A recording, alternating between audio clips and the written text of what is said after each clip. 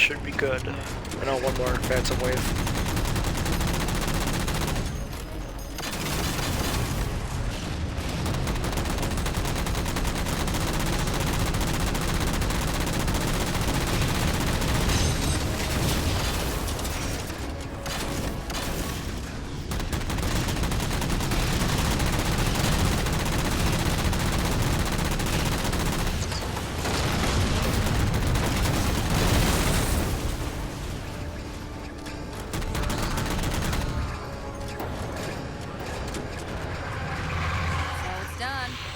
This part right here, when the Infinity's defense network starts attacking the Didact, this has actually been used to calculate how powerful Forerunner military grade armor plating is, because we have a rough idea of how fast this Mac fires. That's it. Mac control restored.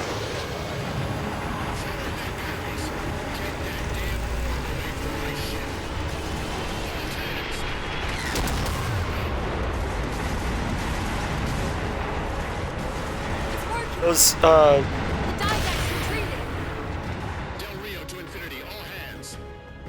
of course, now that I actually think about it, it probably had energy shields, as we saw those red circles emanating from it from the Mac strikes. I wouldn't be surprised.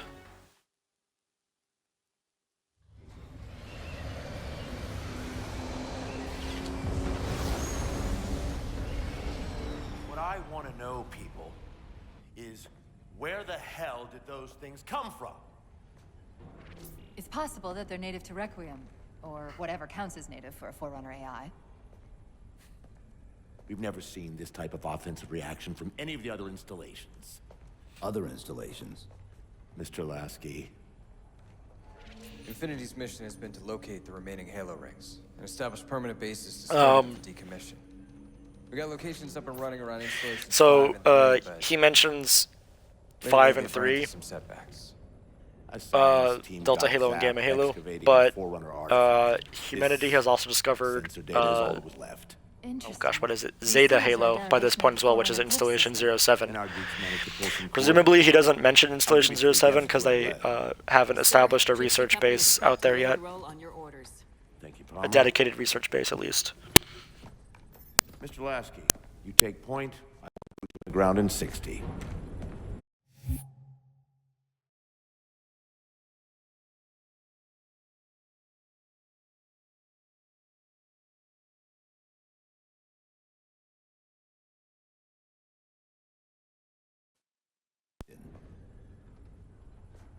Okay, I apologize about that. My controller funked out really weirdly. Infinity from Requiem's gravity well and file a threat assessment back at FleetCom. You mean we're leaving? Sir, Infinity drove the Didact back. He's vulnerable. He isn't the only one. You know, I think you, of all people, would appreciate the benefit of living to fight another day. Because, why does Del Rio hate John almost immediately? That's because, John's sort of, you know, the Master Chief, everyone likes the Master Chief. Everyone's gonna rally behind him. And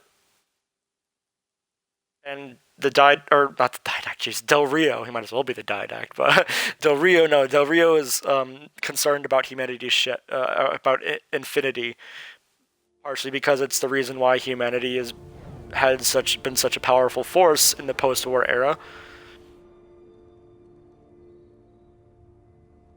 And here on Requiem, it was nearly destroyed, and will, you know, it's as the longer it stays here, the more it's under threat.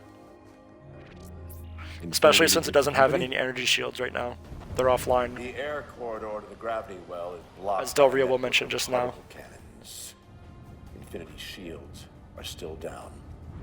Open the lane for us to move up and provide air support. Captain, what's Force Recon's assessment of the terrain? Not as, he didn't hunt the truth. He had a slaughtering campaign on John. No, not slaughtering, slandering. This is a blow-through op. Sending in a recon would just slow us down. But anyway, though, as I was saying, telemetry indicates the particle cannons are being controlled from as a we command see from on their southwest meeting of our on the position. bridge, well, first off, Del Rio is already in a bad mood because he almost lost Infinity, We'll meet on the other side. and Infinity's getting tossed around like a Gravity well. piece of tin can compared to the Foreigner technology. Infinity out. I The don't other know thing about you, but I usually like a little more intel. Is that Master Chief is sort of Make it work. challenging his authority in a way. He wants Infinity to stay and combat the Didact because Master Chief understands the severe threat the Didact poses. Commander Lasky's waiting for you on the Mammoth. On our way. Well, someone's overcompensating. This though, Foxtrot 766 to Spartan Palmer. We're finally in the air. yeah, and you know, as time goes on, the Master Chief continually challenges Del Rio's authority and his orders until he outright disobeys them, as he Unfortunately for should us, have done a while we gotta ago. manually bring down a couple of particle cannons before we can get to the command. Glitchy guy. Chief, Palmer again. The Mammoth's got jetpacks on board. If I was So down fun there, fact I'd about want the Infinity, or not the Infinity, jeez, I'm getting all my words mixed up today. About the Mammoth, specifically this Mammoth, in the game, the consoles in here, you were supposed to be able to press them and sort of get information on the crew of the Mammoth. Unfortunately, Chris Slurf, Halo 4's lead writer, I guess he was tasked with programming those pseudo terminals to work on the Mammoth. He couldn't get them to work, and they never made it into the final game. Or at least in the way they were intended. The buttons are still on this level. You guys might remember those buttons all the way back there. Those are what those are. You can actually press them, and if you turn on, it's really weird. They're really wonky. But if you turn on subtitles, you can actually see what they were meant to say, and presumably that information. You're inside the kill box. Almost got target lock. Just a little more. Pelican, fall back. So obviously that the particle cannon is giant. It's scary. It's unfathomably powerful compared to anything UNSC or possibly even Covenant has. But it's actually fairly weak in terms of Forerunner weapons.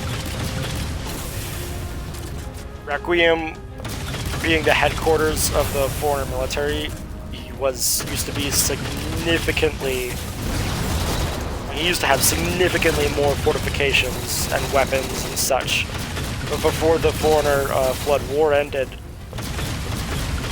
Requiem was stripped of most of its fortifications, leaving behind only the bare minimum. And these particle cannons can be considered the bare minimum. Eyes up, Gypsy. Dropships on approach. There's Gypsy 7's Pelican out in the muck. Anyone still alive? We're alive. We've got the target designator. I'll get to them and retrieve the designator. In fact, I'd actually think that the vast majority of Forerunner military stuff we're fighting against has been, for the most part, low grade. Obviously, you know, gameplay doesn't equal canon, but the fact that a lot of the Forerunner constructs and fortifications we're fighting against can be destroyed with ballistic weaponry, I'd imagine they're pretty easy to manufacture and pretty low grade. We know the crawlers are low grade, but yeah. I'd imagine the knights are significantly more difficult to take out than they are portrayed in in Halo 4.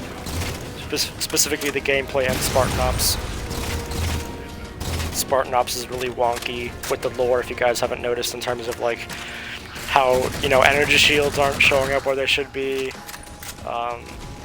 Things are weaker than they should normally be, all that stuff.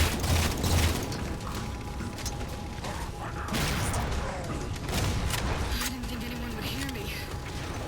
Sit tight, Marine. We'll get you out of here. Thanks, Master Chief. We owe you one. Target those phantoms for the railgun to shoot down. There's the Phantom. It's leaving. Okay. Or is it coming around? Or is it... Oh, no, it left. Alright, fun. Oh, I can shoot this one. Target acquired. Here we go.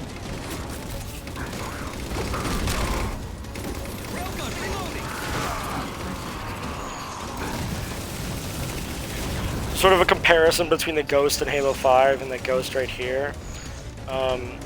You may notice that on the left you have the Ghost's power generator, that spinny thing. Oh shit!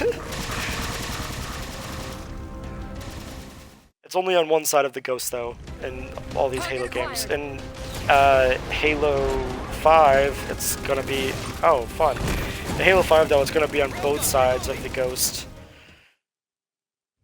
That particle cannon, what an Onyx Sentinel looks like. It's actually not that far off.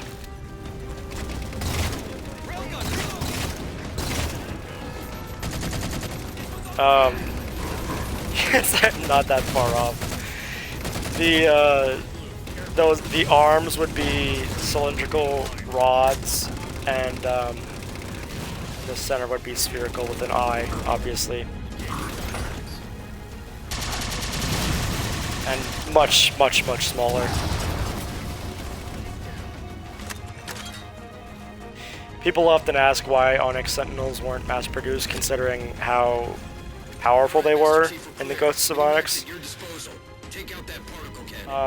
They weren't mass-produced probably because of the logic plague.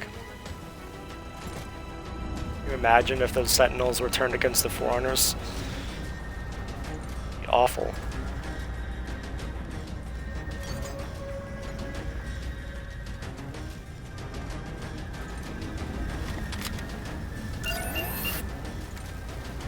Target acquired. Suppressed. Nicely done, Chief. Railgun reloaded.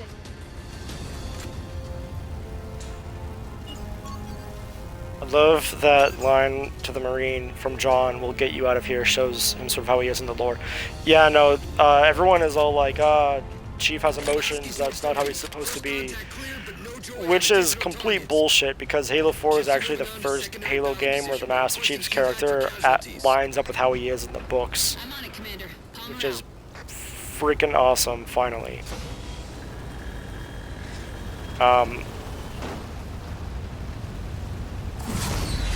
Yeah, and oh my gosh, people counted, sort of just, you know, sort of statistical type stuff.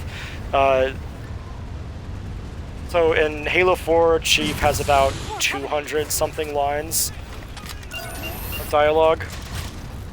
Target acquired. Oh god. Right up against the cabin of the Railgun Phantom. reloaded. Holy shit.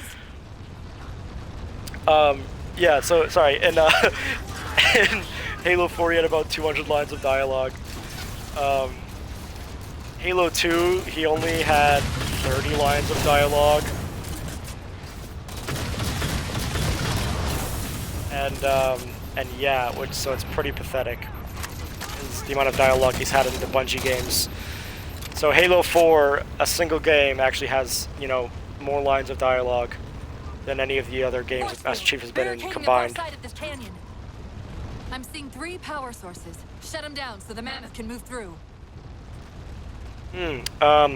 One of those pseudo-terminals that didn't make it properly aboard the Mammoth actually talks about these energy barriers. They look like run-of-the-mill energy shield technology, actually.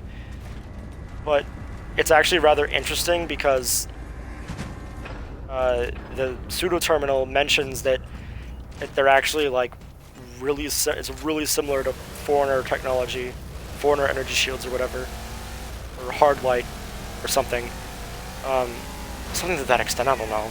It might be sort of. It actually might be hard light. Good. 2 more. We know that there are actually sort of like just like